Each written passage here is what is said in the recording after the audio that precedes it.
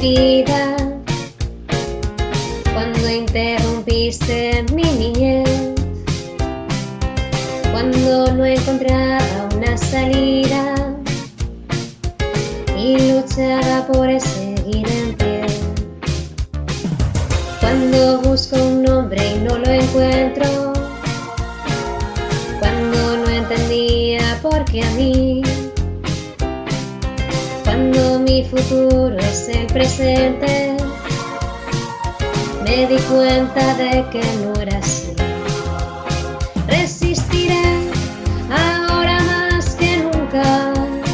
La enfermedad nos ayudó a endurecer la piel, y aunque este virus venga fuerte y resistente, juntos seremos invencibles e imparables frente a él. Resistiré si te siento a mi lado, aguantaré los golpes y jamás me rendiré. Y aunque el miedo me atormente en mil momentos, resistiré, resistiré.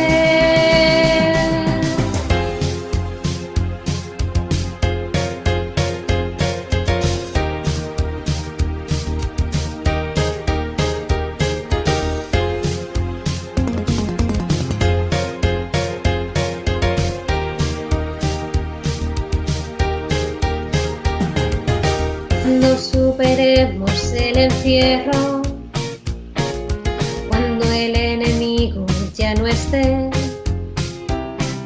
si recuperamos lo perdido, que el olvido no nos impida ver.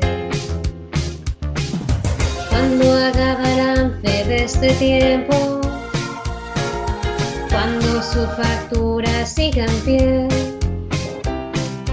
pensemos en lo que hemos salvado, no nos lo juguemos otra vez. Resistiré ahora más que nunca. La enfermedad nos ayudó a endurecer la piel, y aunque este virus venga fuerte y resistente, juntos seremos invencibles e imparables frente a él.